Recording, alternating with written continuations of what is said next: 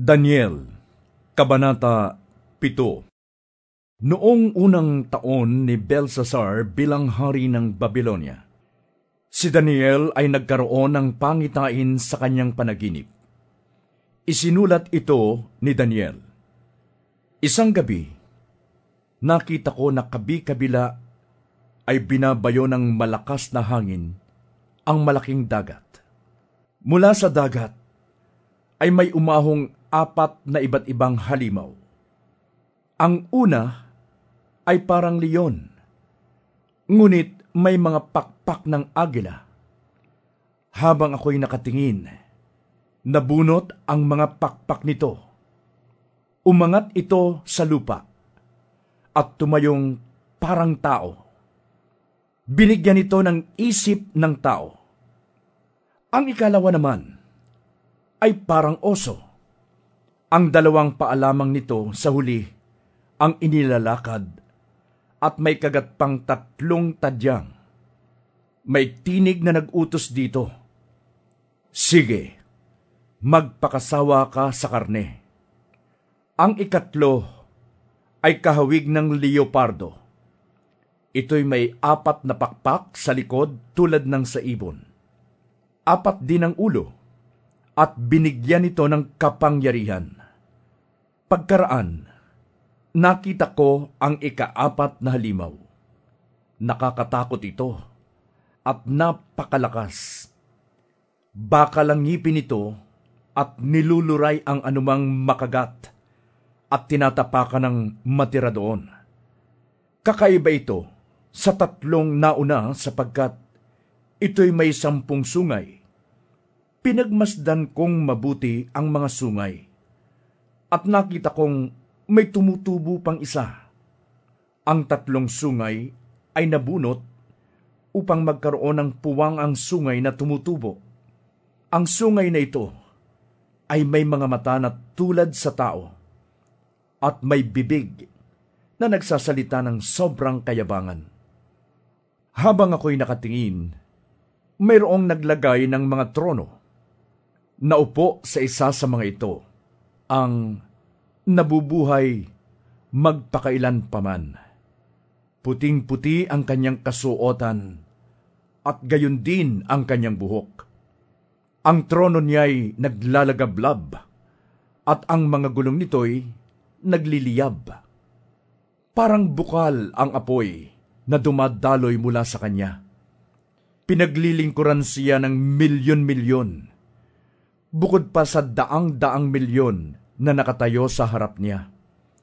Humanda na siya sa paggagawad ng hatol at binuksan ang mga aklat.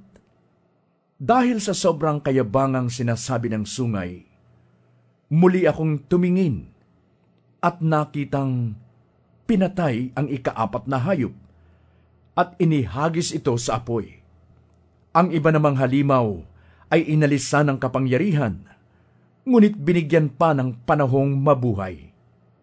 Patuloy ang aking pangitain. Nakita ko sa alapaap sa langit ang parang isang tao. Lumapit siya sa nabubuhay magpakailan paman. Binigyan siya ng kapamahalaan, ng karangalan, at ng kaharian upang paglingkuran siya ng lahat ng tao sa bawat bansa at wika. Ang pamamahala niya ay hindi magwawakas, at ang kanyang kaharian ay hindi mawawasak. Akong si Daniel ay nalito at nabagabag dahil sa pangitaing iyon. Kaya't nilapitan ko ang isang nakatayo roon at tinanong ko siya kung ano ang kahulugan ng mga bagay na aking nasaksihan. Ipinaliwanag naman niya ang mga ito sa akin.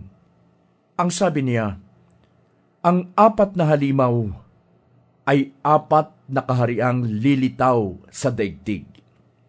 Ngunit ang mga hinirang ng kataas-taasang Diyos ang bibigyan ng karapatang mamahala magpakailanman.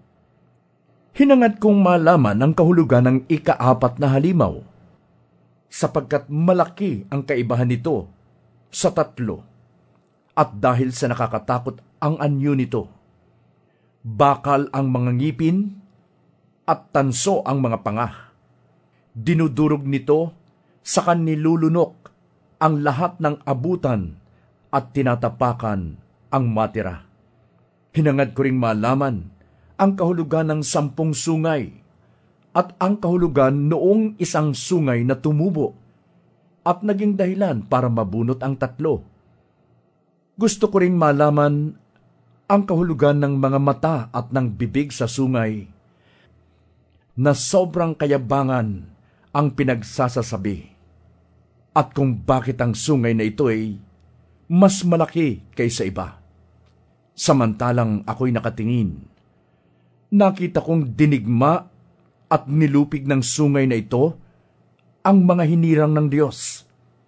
Pagkatapos, dumating ang nabubuhay magpakailanpaman at nagbigay ng hatol sa panig ng mga hinirang ng kataas-taasang Diyos. Dumating ang araw para ibigay sa bayan ng Diyos ang pamamahala sa kaharian. Ganito ang sinabi niya sa akin: ang ika-4 na hayop ay ang ika-4 na kahariang lilitaw sa daigdig. Kakaiba ito sa lahat ng kaharian sapagkat masasakop, yuyurakan, at dudurugin ito ang buong daigdig. Ang 10 sungay ay kumakatawan sa 10 hari ng kahariang ito. Sa gitna nila'y lilitaw ang isa na kaiba sa mga nauna at 3 hari ang kanyang pababagsakin. Magsasalita siya laban sa kataas-taasan at pahihirapan niya ang mga hinirang ng kataas-taasang Diyos. Tatangkain niyang baguhin ang kautusan at mga takdang kapanahunan. Ang mga hinirang ng Diyos ay ipapailalim sa kanyang kapangyarihan sa loob ng 3 taon at kalahati. Ngunit siya'y hahatulan. Kukunin sa kanya ang kaharian at pupuksain siya ng lubusan. Ang kaharian at ang karangalan ng mga kaharian sa buong daigdig ay ibibigay sa mga hinirang ng kataas-taasang Diyos. Sila ay maghahari magpakailanman. Maglilingkod at susunod sa kanila ang lahat ng kaharian. Dito natapos ang pangitain. Akong si Daniel ay lubhang nabahala at namutla sa takot. Sinarili ko na lamang ang mga bagay na ito.